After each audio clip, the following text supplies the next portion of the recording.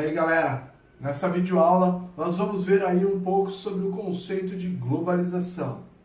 Então, o que é a globalização, quando surgiu, quais são aí as dúvidas mais recorrentes sobre esse termo, né? E quais são os debates que envolvem esse termo, tá? Então, tudo isso na videoaula de hoje, ok? Então, vem comigo. Bom, galera, para começar, a globalização não tem um conceito assim tão bem definido. Existe aí um debate, né, das várias facetas que a globalização tem na nossa sociedade.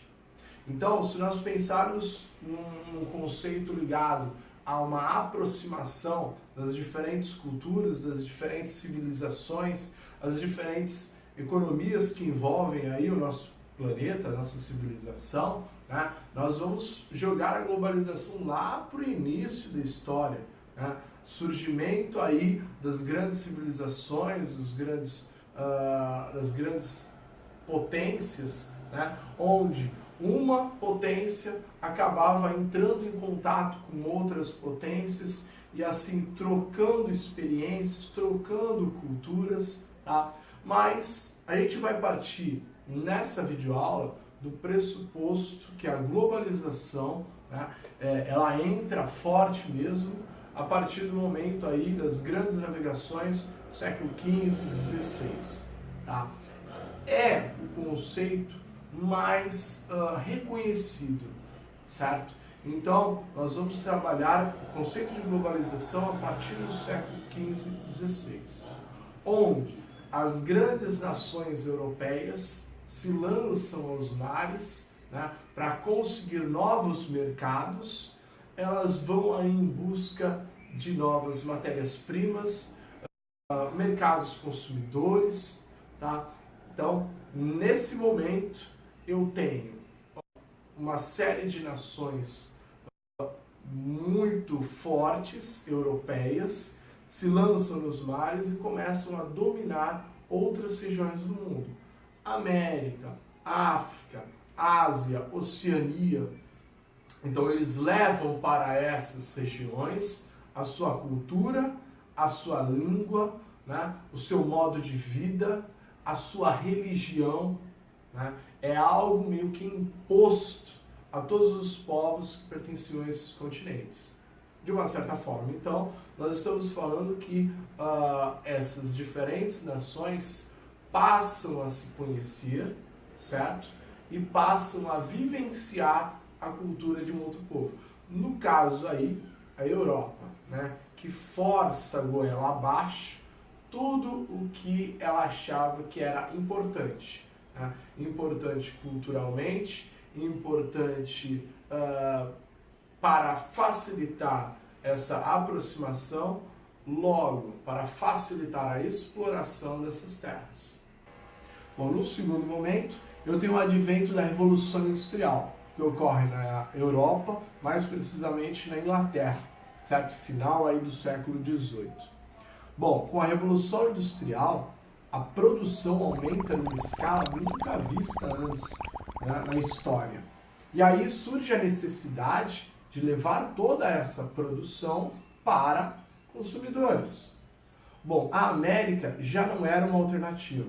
Depois da independência dos Estados Unidos e com a doutrina Monroe, né, que diz a América para os americanos, certo?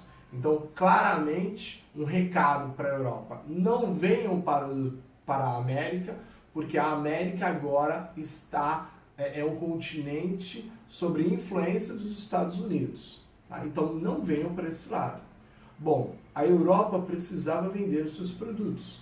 Se volta para África, Ásia, principalmente ali o litoral da Ásia, né? E começa novamente a expandir os seus territórios, período que ficou conhecido como neocolonialismo.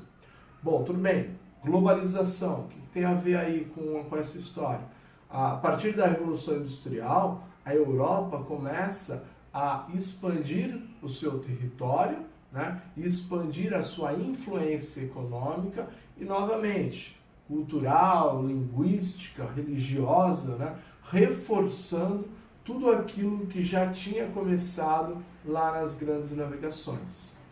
Então, com uma maior produção, com os meios de transporte se tornando cada vez mais rápidos, eu tenho um encurtamento das distâncias existentes entre dois pontos. A partir do momento que o transporte se torna mais rápido, né, as distâncias elas acabam se encurtando, ok? Dando uma ideia que o espaço diminui. Bom, no século XX, após a Primeira Guerra Mundial, eu tenho uma tentativa de união de países com a formação da Liga das Nações, né, para que não houvesse mais guerras, né, para que houvesse aí uma tentativa de paz que se mantivesse por longa data. Não deu certo, né? A Liga das Nações falha, vem a Segunda Guerra Mundial, né? E o resultado dessa Segunda Guerra Mundial, novamente, é a criação de um órgão, né, internacional, supranacional, onde várias nações passassem a interagir e tentar prevenir futuras guerras, certo? Foi aí que eu tenho a criação da ONU, Organização das Nações Unidas. E aí também que surgem as primeiras ideias de blocos econômicos, né? O primeiro bloco que surge por conta dessas ideias é a SECA, Comunidade Europeia do Carvão e do Aço. Bom, com o surgimento desses blocos econômicos, com o surgimento da ONU, né, existe uma aproximação ainda maior dos países que tentam se reerguer após a Segunda Guerra Mundial, né? Eu tenho também os Estados Unidos como potência, surgindo ao lado da União Soviética, que tenta levar o seu modo de vida, a sua cultura, né, para os demais países. Então eu tenho a ação dos Estados Unidos na moda, em filmes, na economia, né? Eu tenho o surgimento da grande potência que os Estados Unidos se transformou até os dias atuais, tá? A partir aí de 1969, com o surgimento da internet e daí para frente, né, a comunicação ela ganha um poder também fenomenal, né?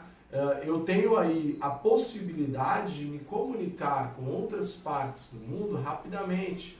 Num simples clicar de botões, eu estou falando com alguém que vive lá no Japão, né? Com um simples clicar de botões, eu faço transferências de grandes somas de capital de um banco para o outro, de um país para o outro, de um continente para o outro, tá? Fora isso, os meios de transporte também, cada vez, desde lá da Revolução Industrial, cada vez se modernizando mais, se tornando mais e mais rápido, né? O encurtamento de distância se tornou assim maior ainda.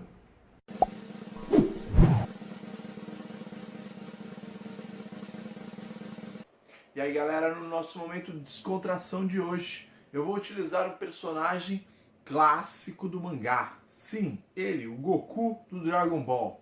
Então vamos lá, a nossa charada de hoje. O que o Goku foi fazer na lojas Renner? O que eu fui fazer na Renner? Foi comprar uma saia jeans para a Bulma. Entenderam? A Bulma, mulher dele, ele é um saia jeans. Entenderam? Thiago, não vou te perdoar por isso. O